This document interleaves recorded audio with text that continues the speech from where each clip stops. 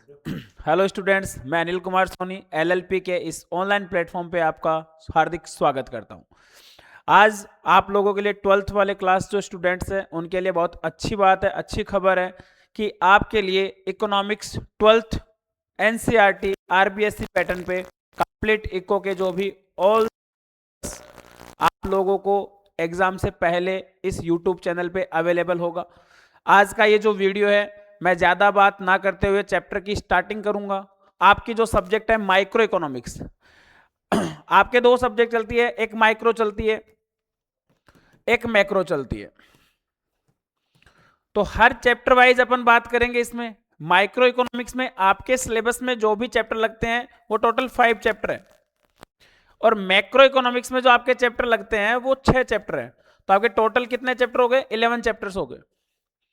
तो आपका इस वीडियो में माइक्रो का जो फर्स्ट चैप्टर है इंट्रोडक्शन, उसके बारे में अपन बात करेंगे।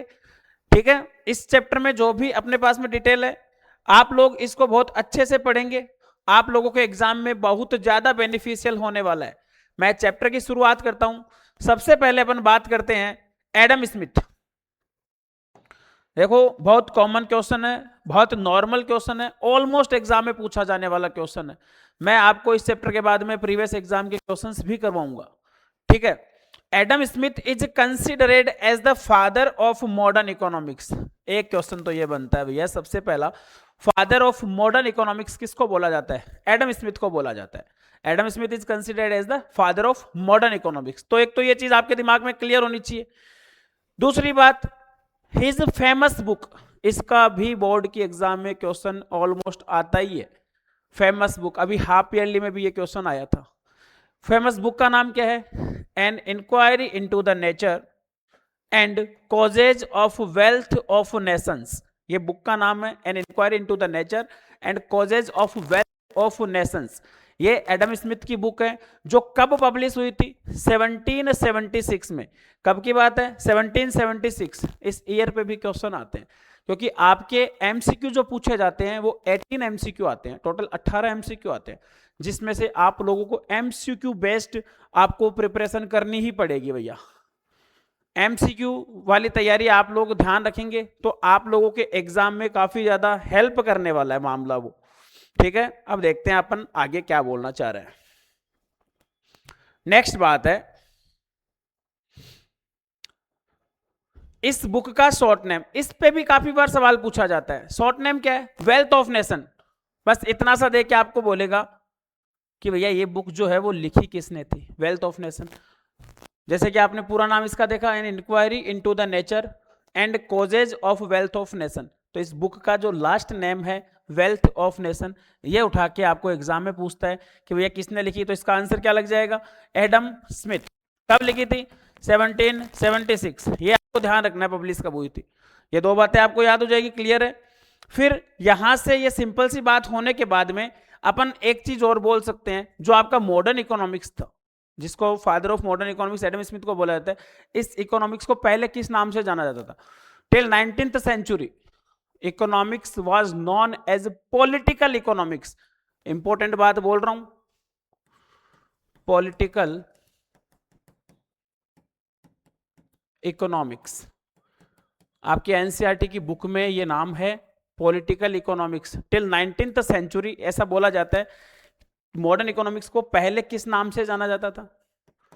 Political economics. ये आप लोगों को ध्यान रखना है, ये आपकी एनसीईआरटी की बुक में लगता है भैया टॉपिक। क्लियर है? यहां तक आप लोगों को मेरे हिसाब से कोई दिक्कत नहीं आनी चाहिए। फिर भी अगर आपको कोई दिक्कत लगे तो आप कमेंट कर सकते हैं, कमेंट करके आप इस पे चर्चा कर सकते हो मेरे से।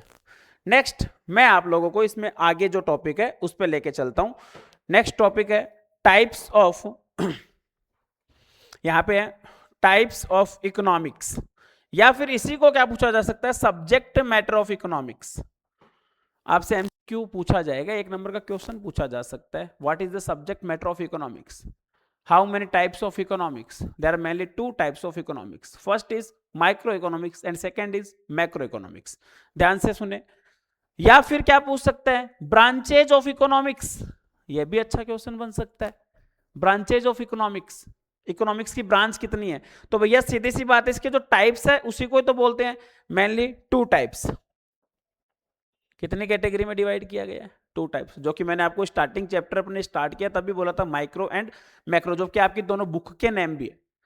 माइक्रो फर्स्ट बुक, सेकेंड है मैक्रो। ठीक है, ये यहां तक आप लोगों को मेरे हिसाब से पिक्चर सारी क्लियर है, यहां तक मैंने आप लोगों को क्लियर कर दिया है। ठीक है, इसके बाद में अपन आगे चलते हैं। ये रहा जी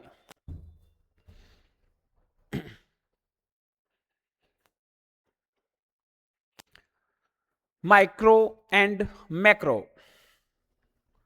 सबसे पहली बात करते हैं अपन micro economics.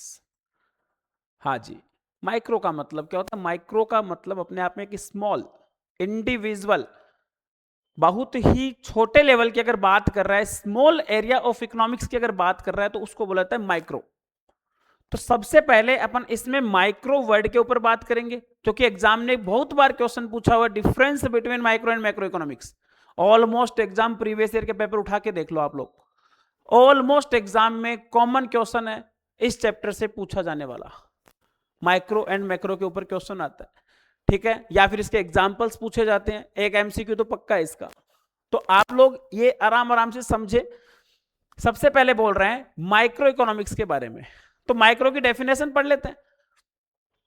Micro economics deals with decision making by individual unit.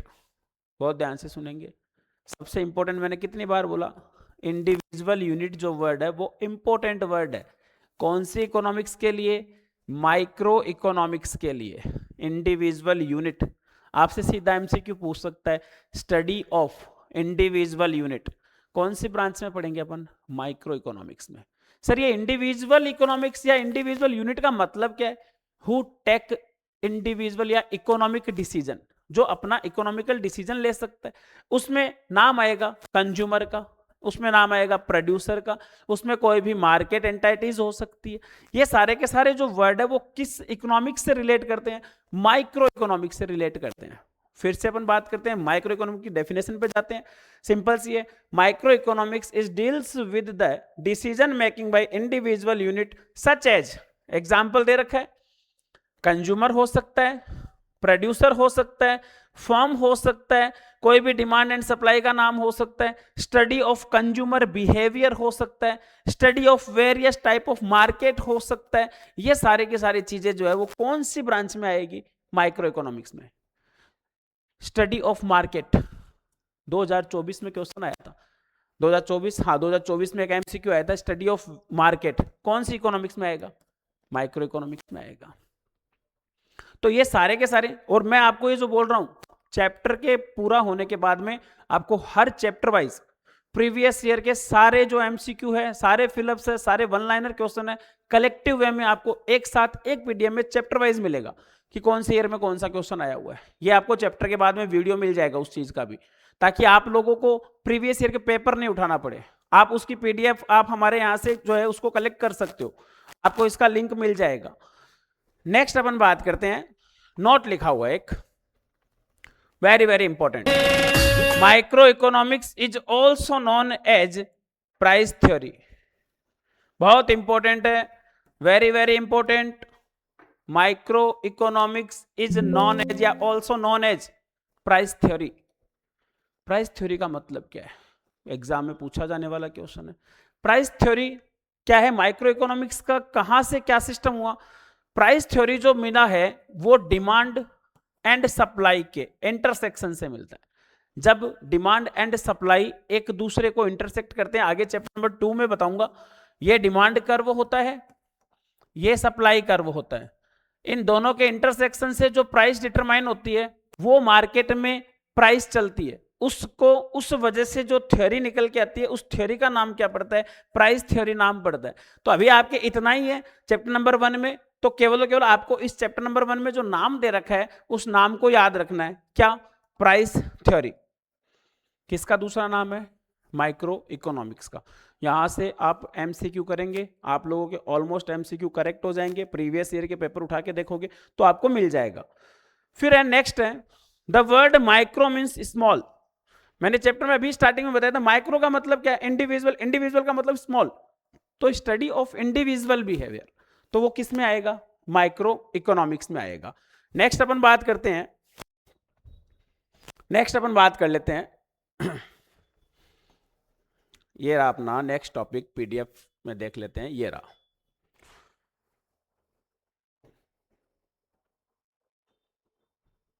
ये अपन यहां से क्लियर कर लेते हैं।